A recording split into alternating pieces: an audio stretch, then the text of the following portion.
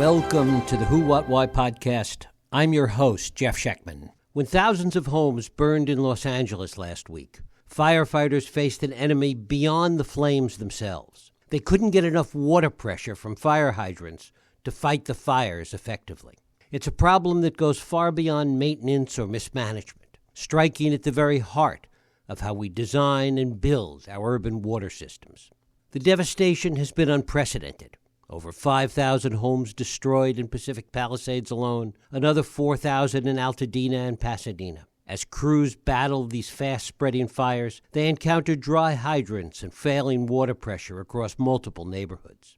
The problem became so severe that Governor Newsom has ordered an investigation, calling the reports deeply troubling. It exposed a fundamental weakness in our urban infrastructure. Systems designed for everyday use and typical emergencies are being pushed beyond their limits by fires of increasing intensity and scale. To help us understand this critical infrastructure challenge, I'm joined by Dr. Gregory Pierce. As research and co-executive director of UCLA's Luskin Center for Innovation and director of the Human Rights to Water Solutions Lab, he has spent his career examining how our essential systems either help or hinder our ability to survive and thrive. His work regularly appears in leading journals and major media outlets, from the BBC to the LA Times, and his research has been examining everything from water insecurity to climate resilience. At a moment when Los Angeles faces unprecedented fires, when climate change is reshaping our understanding of normal, and when our infrastructure is being tested like never before, Dr. Gregory Pierce brings us a unique perspective on not just what went wrong, but what it tells us about the challenges ahead. Gregory Pierce, welcome to the Who, What, Why podcast. Thanks for having me. Well, it is great to have you here. Thank you. When we hear these reports about fire hydrants that had no pressure, lack of water pressure in so many places when there was the early attempts to fight the fire, how much of this was simply the reality of the infrastructure versus a lot of reports that something went terribly wrong? Yeah, great question, and a big question that there seems to be quite a confusion, frankly, disinformation regarding. I think I do first want to say, there are multiple fires, as you alluded to, and multiple water systems. There are 200 drinking water systems in the county, and at least 8, probably more, were affected by these fires. That being said, I think most folks, and certainly the controversy and investigations are over the Palisades fire, which the Palisades is served by Los Angeles Department of Water and Power, which serves the whole city and is by far the largest water utility, actually in the state, but certainly in the county. And to answer your question, I think it's definitely true that the biggest factor regarding the insufficiency of the water systems to fight the fire was that urban water systems are not built to fight wildfires. We never historically have expected them to. They're really built to, of course, provide water for drinking, cooking, washing businesses. And fundamentally, they're built, some people, in the past, they would say they're overbuilt to fight everyday fires, urban fires, structure fires, etc.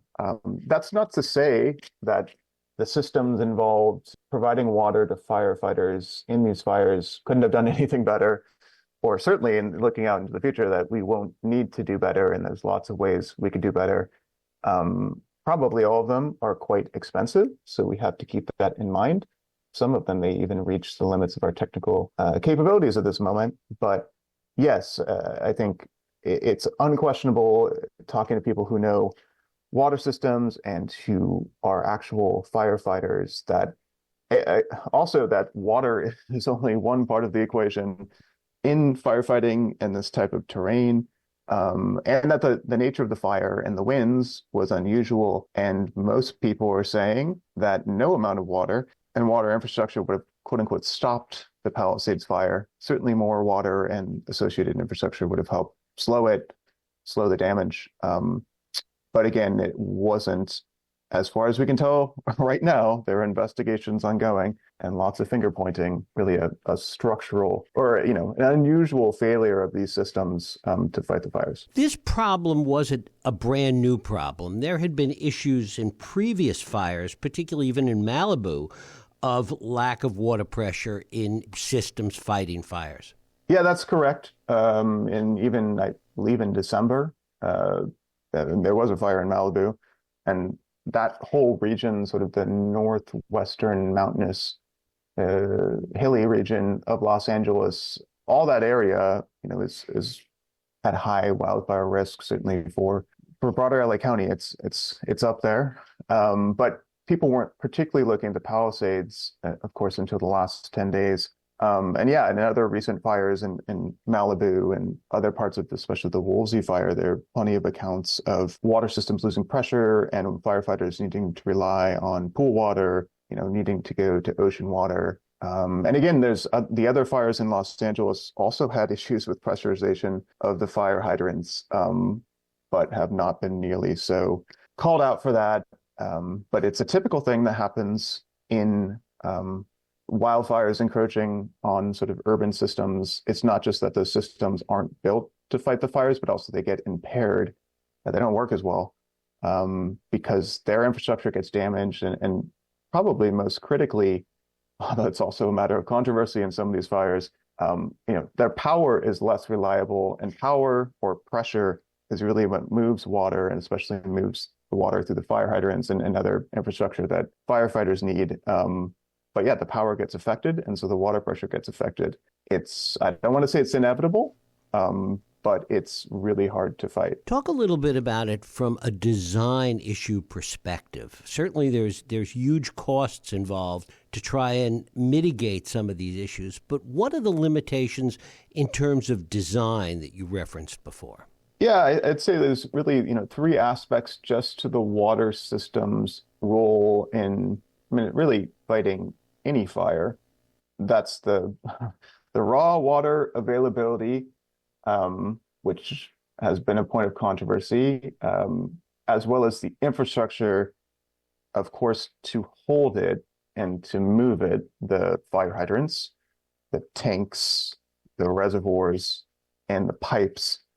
And then the third element is the power so that the water can move as quickly through the system as is possible and also be high pressure. So, those are the three elements I think that are subject to scrutiny right now, subject to improvement, and will be improved in the future. But again, to really scale them up so that we have 5, 10, 15 times the firefighter capability just through the water system, which again may in and of itself not be enough. I think that's what most people are saying. But to really scale up the resilience of that system is again incredibly expensive. It's honestly going to be incredibly expensive just to build back the infrastructure to the way it was. But I think we know we need to build it back better because the decision has already pretty much seemingly been made that we're going to build back the housing. But again, the question of how much better and who's going to pay for that and how we're going to pay for that is more than limiting. Is there a willingness to think about this with respect to cost-benefit analysis, that it will be to create the kind of more modern, more technologically advanced system you're talking about, be so expensive that it simply isn't worth it relative to what this kind of a system could have even done to stop something like the Palisades fire? Yeah, I think and hope we need to look closely at the alternatives and again, the different pieces of the equation of firefighting that are most cost effective, which include not just the water, but of course, home hardening, landscape or the vegetation management, other aspects of firefighting, including labor, including the other infrastructure and other, wildfire retardants that are used, as well as the potential and it gets really complicated here, but the potential sort of privatization of at least the liability of some of these things. There are potentially ways to support or require or allow private property to kind of have more water on hand, but that's then not the responsibility of water systems. So yeah, all of that needs to be judged against each other. It remains to be seen. I think there are certainly some avenues through which that will be done, but others that are more political and fast moving, and I understand the need for fast moving, are not taking into account sort of critical cost benefit analysis. And there are some previous studies in these spaces that can give us hints around what's more cost effective, certainly, but we do need to do sort of full studies that are vetted to say definitively, especially when we get to specific areas. Is there a problem with the number of jurisdictions that are involved in Los Angeles? You were talking about all the water systems earlier. Does that make trying to address this problem even more complex? I think so. To be clear, even though I think it'll surprise most folks, LA County having 200 water systems isn't unusual. It doesn't stand out. The state has 3,000. Basically, water systems are fragmented across the entire United States. So that part of it isn't so complicated. I think the fact there are so many different, although I know there's two big ones, but there's several other smaller ones. So many different fires, or at least two big fires that, yes, are completely different jurisdictions, except LA County certainly complicates it. But I don't know that it would be any different in any other big urban region that has sort of a dominant city like LA City within the county. Of course, there are all the complications that there always are that seemingly are going to be harder with the new federal administration around who has jurisdiction over different parts of response and recovery, from the local to the county to the state to the federal. But I don't think LA, I'm talking out of both sides of my mouth here, but I don't think LA is actually that unique in that respect. Have we seen anything in terms of an ongoing evolution of urban water systems in fire-prone areas?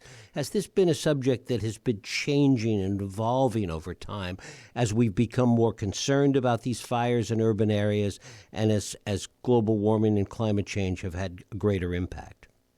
That's a great question. And I think, we're scrambling right now to find examples of cities in the world.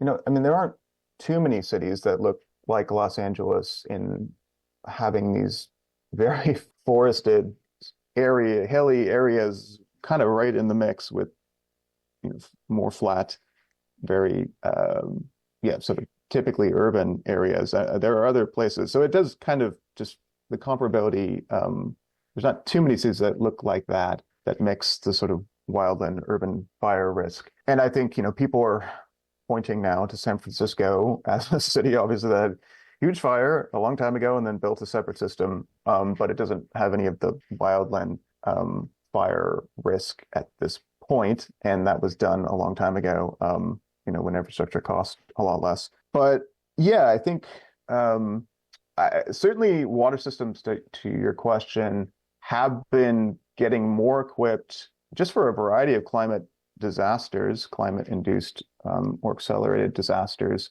There aren't really strong state standards around water systems needing to be, again, more prepared, certainly than these systems in LA were for wildfire. And I'd say systems haven't typically gone to investments that make them hyper resilient to wildfire, because that's a whole nother level of cost and people don't want to pay for it. They didn't want to pay for it, at least before last week. Maybe that's changing now. That being said, I'm open to being wrong and hearing examples of places in the world that have really done this, that look like Los Angeles, but have yet to hear examples. Again, I think the debate about what needs to be done, what the standards are going to be, where the funding is going to come from, are all to come, and it's going to look different now in the future, given how this played out. But right now, we weren't really thinking or investing in the type of preparedness that people seem to expect. There's been, as we talked at the outset, a lot of misinformation about all of this. And one of the criticisms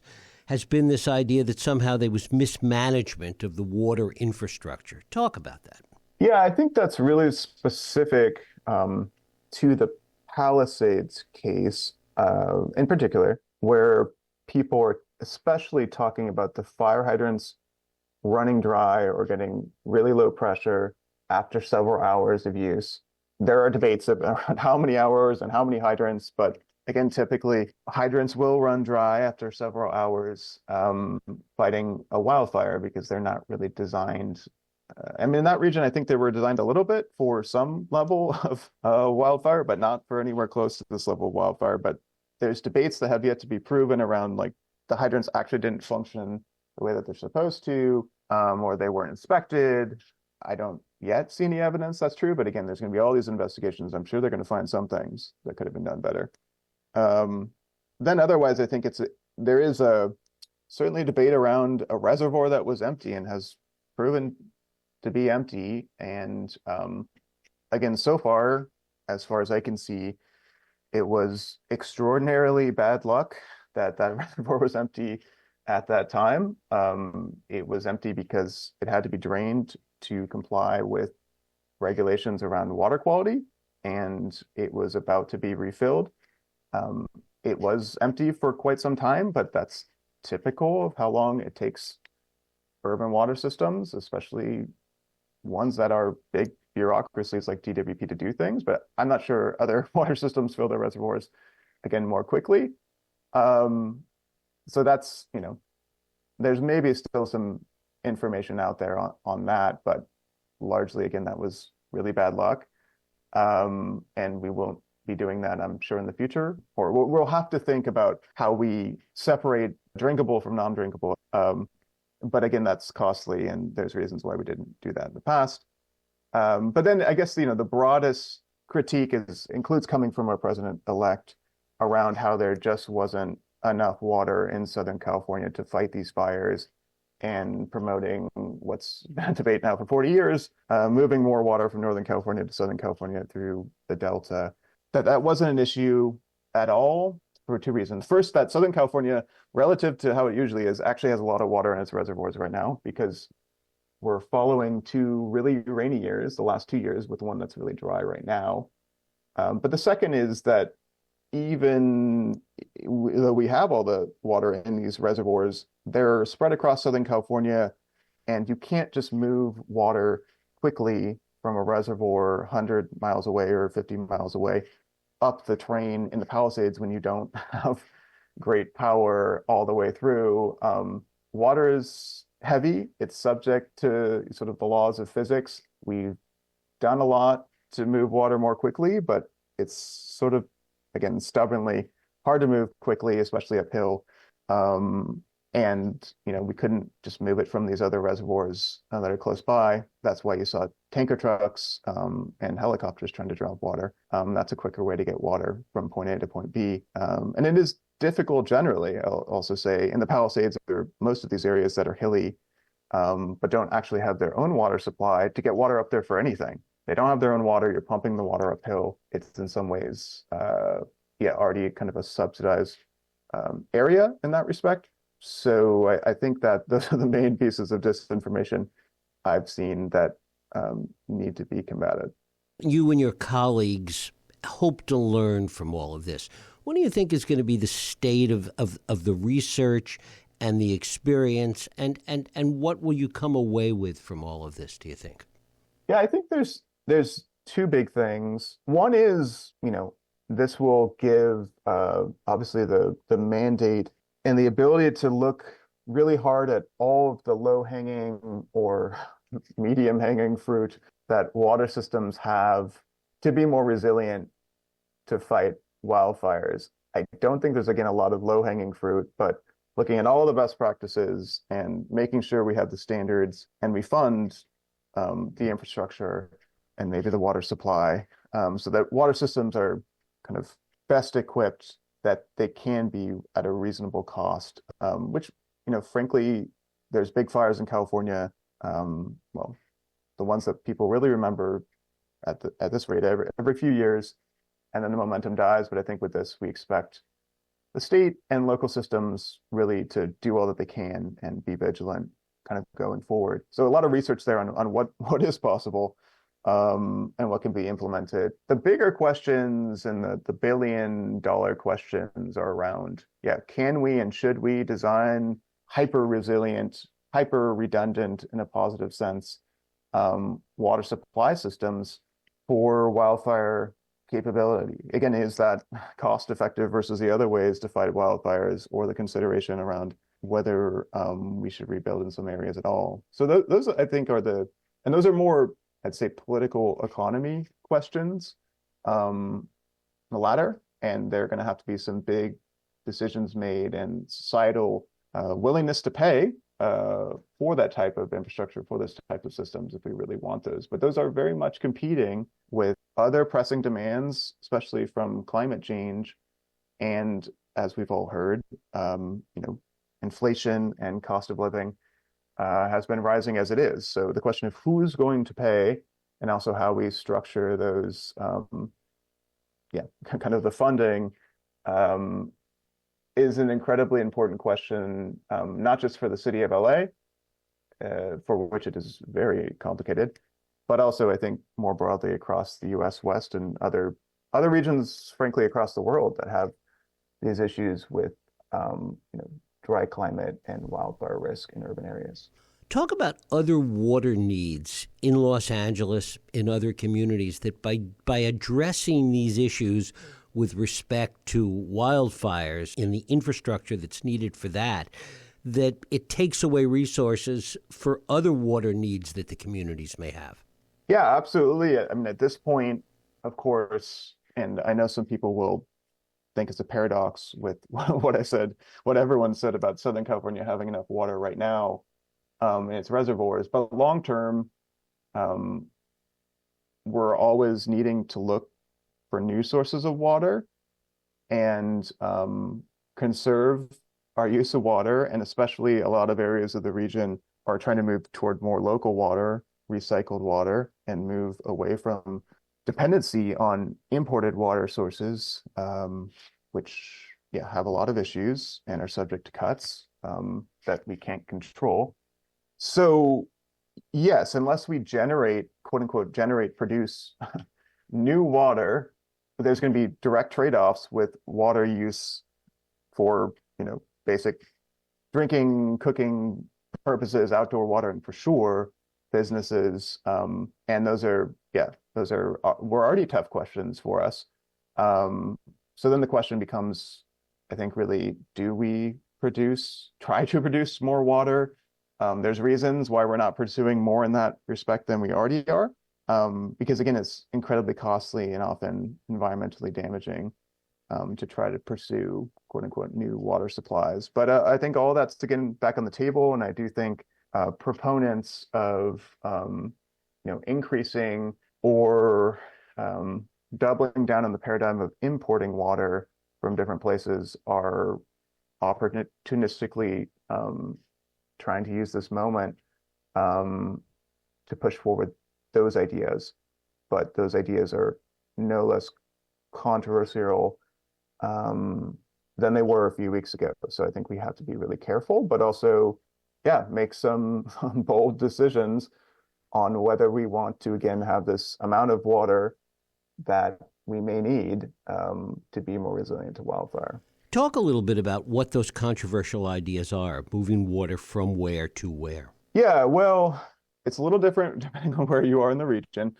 The city of LA relies on 3 different imported water sources, or water sources that come from hundreds of miles away. The broader region only relies on 2.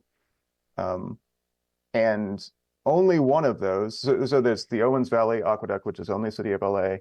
There's the Colorado River, which goes to 7 states and Mexico, but Southern California gets a good amount of it.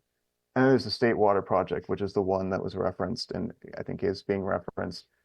Because the Colorado River, there's already going to be cuts to Southern California. That's been quite in the news for the last few years, and that's the reality of it. And the Owens Valley, the LA Aqueduct, there's not really chance, at least in the long term, of increasing that supply. So it comes down to the State Water Project and an idea that's literally been debated in different forms for 40 years around additional conveyance, or basically tunnels, pipelines, to bring more water to Southern California beyond what already is brought to Southern California down the spine, basically right next to the 5 freeway.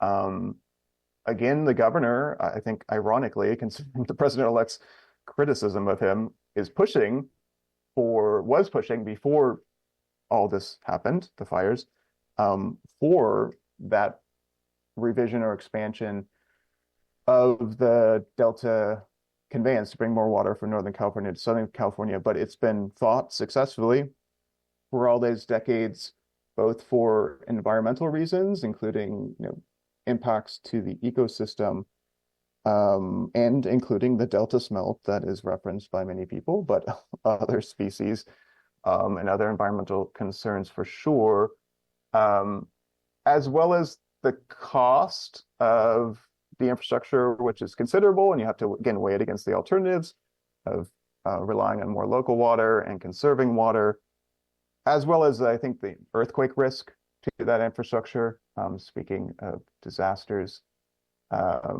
as well as, concern around, like has happened on the Colorado River, that we may build more infrastructure and then the water itself won't be there, that we sort of counted on. So we'll have overbuilt our infrastructure and not really get a net yield in terms of water, which we can't do anything about. So those are some of the controversies around the State Water Project, but that's really the one I think that gets, the debate gets changed or amplified, given the fires and the narrative around the Northern California to Southern California transfers. And finally, Greg, how much do you think this will change water policy in the state?